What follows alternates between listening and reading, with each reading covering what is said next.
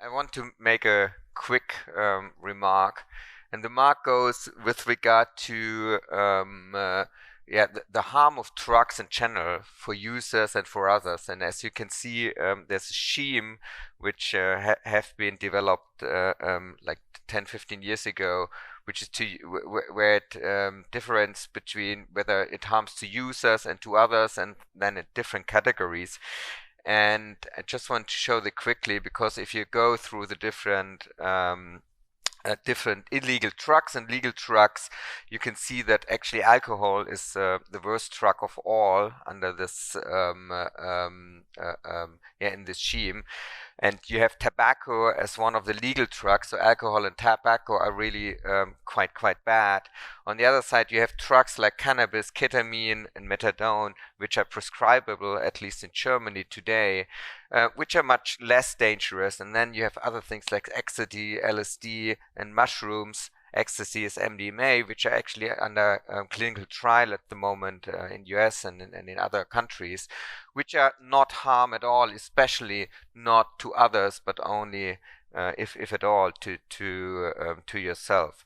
The reason why I'm putting that up here is because we are always talking now about cannabis, and there's a lot of discussion now in Germany with a potential liberal legalization, how dangerous cannabis is. And I think if we really would be honest, we would take a scientific approach to different drugs and to everything, and go with something like that, and we would much more talk about alcohol than about other things. So I just want to make that up for as a remark, because I think it's important that we a little bit categorize the cannabis, because there's so many negative discussion at the moment about cannabis. And a friend of mine just asked me, what are they going to put up at when as a warning on cannabis, because alcohol and tobacco at the moment it's written on, it can kill you and whatever. With cannabis it's difficult. Never a person has been killed by cannabis. But now let's go into what I have to talk about today, or have been asked to talk about. So liberal markets for cannabis.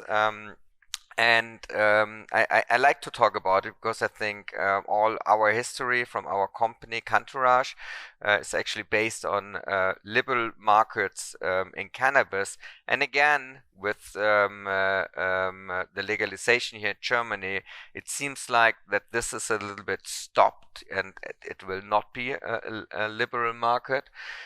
So let us talk about that a little bit today.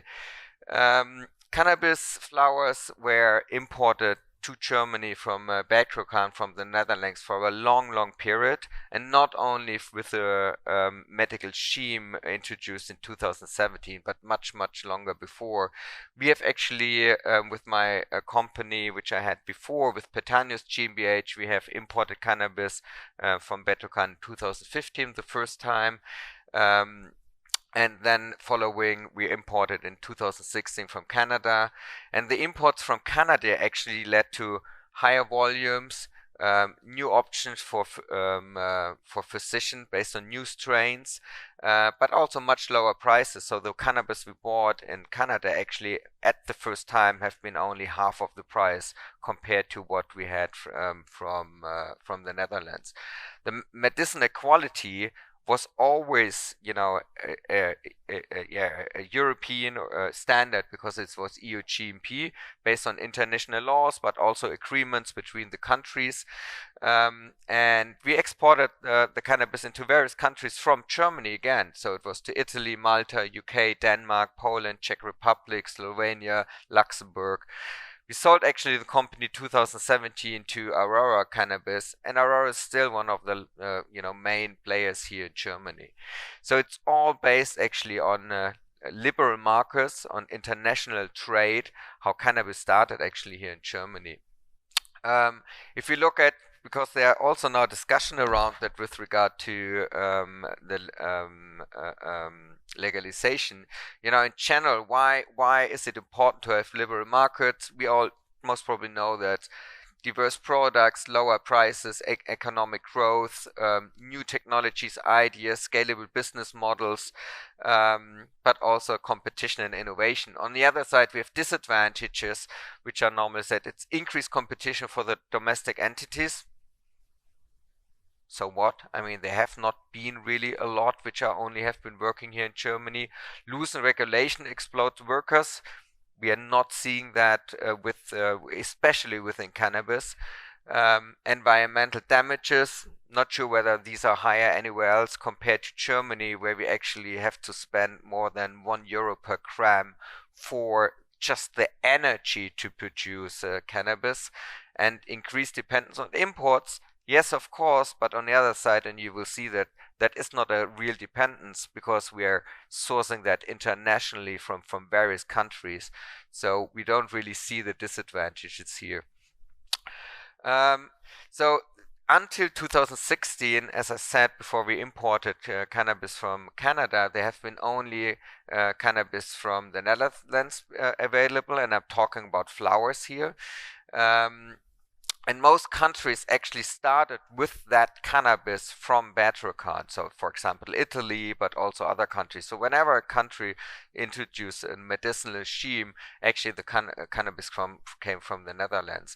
And then the exports, as you see, increased immensely with the introduction of the medicinal regime here in Germany.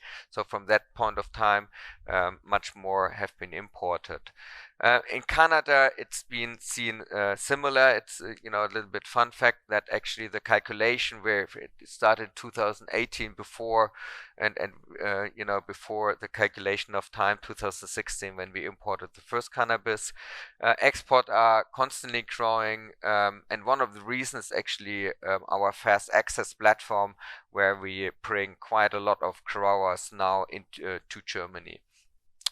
And what we see here in Germany, you see here the imports of cannabis. And again, the imports didn't start in 2017. That was when the medicinal regime came. But we've imported cannabis or quite some years before. Until 2022, there was only international sourcing. So there were no cannabis flowers available, and actually I believe the German cannabis right now is not really relevant for the system here, so it's still the imports which are actually dominating the German market. What was the effect out of that? In 2015 we had actually 5 strains here from Batrocan. That's it. 2021, more than 100 strains available, all actually imported in 21. Today, I just took a look yesterday at one of the pharmacies, and I actually counted 175 strains and 130 of them actually available today to buy. Prices starting at 5 to 7 euros, compared to in 2017 it was actually 25 euros in the pharmacy. All of that actually based on competition, new entries, and it's all good for the patients in the end. How did we implement that with Cantourage? So what we did, first of all, we started our platform with the dried flowers. I will talk about that on the next pages. We also introduced tronabinol. There has been a monopoly on tronabinol from Bionorica until we came out with this product. Actually, we imported the first time from Israel. The price before we imported was 340 euro for 1 gram. Now today we are offering it at a 119 euro per gram. So you see the price reduction which are coming in. If we would not have introduced this tronabinol 2 years ago, the price would most probably still be at 340 euro per gram, which, as I said, it's bad for the patients, it's bad for the whole health system, because they are really, really big margin in this product. We also then have introduced a solution. We call it tronabinol solution, so it's easier in production and it reduces the work at the pharmacy enormously. And actually, it's not nobody is helped in Germany if people are doing steps in the pharmacies which are not necessary. It's a bureaucratic system, whatever, why people do that. But now it's much easier, and pharmacists love us for that. We also have extracts which we have sourced internationally, and in addition to that, we also sell cannabidiol. Now to our fast access platform. So we have more than 40 cannabis producers signed all over the world from 17 countries. For example, it's starting from Canada to Jamaica, Uruguay, Uganda, New Zealand. And they're all audited actually by Cantourage, so we know about their quality. The Cantourage platform then brings the product to Germany, and there it's transferred to a medicinal product. Pharmacies and wholesalers we sell it to, and actually in the end we can transfer the advantages of this international sourcing to our partners by low cost and higher volumes.